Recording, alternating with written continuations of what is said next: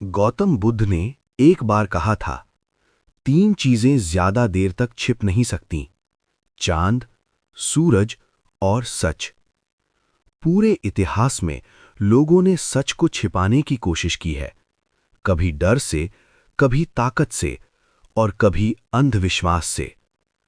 लेकिन सच में एक अजीब बात होती है, इसमें देर हो सकती है, इसे दबाया जा सकता है, लेकिन आखिरकार ये सामने आ जाता है।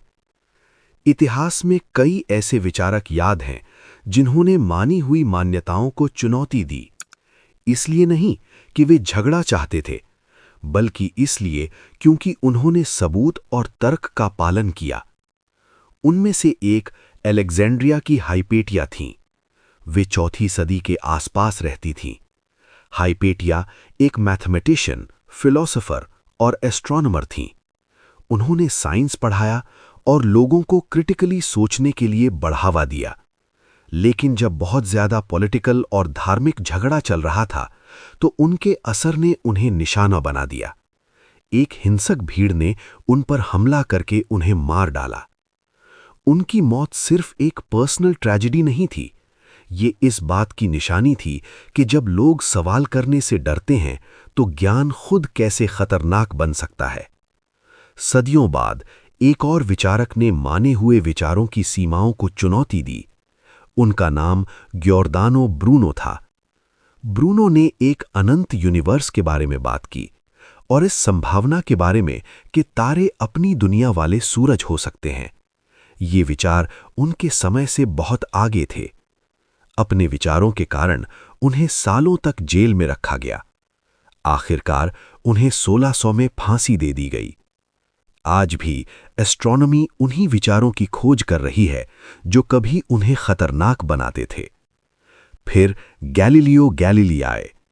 एक टेलीस्कोप का इस्तेमाल करके उन्होंने आसमान को देखा और इस विचार का समर्थन करने वाले सबूत पाए कि पृथ्वी सूरज के चारों ओर घूमती है।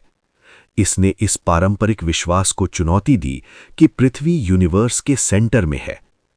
गैलीलियो को अपने नतीजों को सबके सामने नकारने के लिए मजबूर होना पड़ा और उन्होंने अपनी बाकी जिंदगी हाउस अरेस्ट में बिताई। फिर भी आज सूरज के चारों ओर पृथ्वी का घूमना एस्ट्रोनॉमी के सबसे बेसिक फैक्ट्स में से एक है। साइंस को अक्सर विरोध का सामना करना पड़ा है, इसलिए नहीं कि सबूत कमजोर थे, बल्कि इसलिए कि मतलब अजीब थे। चार्ल्स डार्विन ने भी ऐसा अनुभव किया था। जब उन्होंने नेचुरल सिलेक्शन से एवोल्यूशन की थ्योरी बताई, तो कई लोगों ने इसका बुरा माना। उनके विचारों ने जीवन और मानवता की शुरुआत के बारे में गहरी जड़ें जमाए हुए विश्वासों को चुनौती दी। फिर भी समय के साथ जेनेटिक्स, फॉसिल्स और बायोलॉजी से मिले सबूतों ने एवोल्यूशन को मजबूती से सपोर्ट किया है। भारत में भी ऐसे विचारकों का एक लंबा इतिहास रहा है जिन्होंने माने हुए विचारों पर सवाल उठाए। चारवाक एक पुराने फिलोसोफर थे।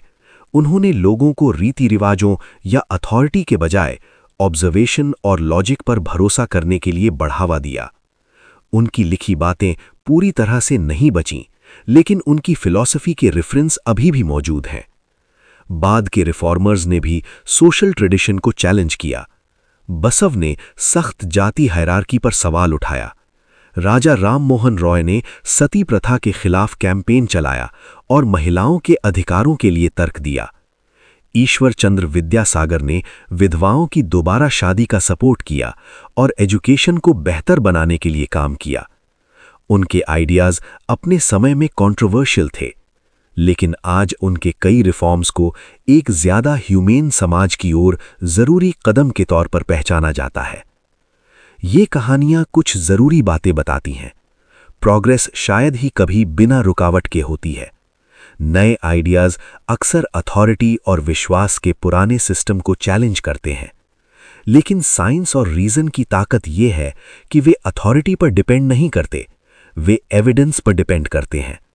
समय के साथ सबूत जमा होते हैं, एक्सपेरिमेंट दोहराए जाते हैं, ऑब्जर्वेशन को टेस्ट किया जाता है और धीरे धीरे समझ बढ़ती है।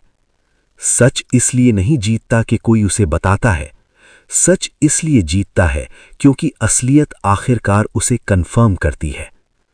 जैसा कि फिजिसिस्ट स्टीफन हॉकिंग ने एक बार कहा था, साइंस तेजी से उन सवालों के जवाब दे रहा है जो कभी धर्म से जुड़े थे।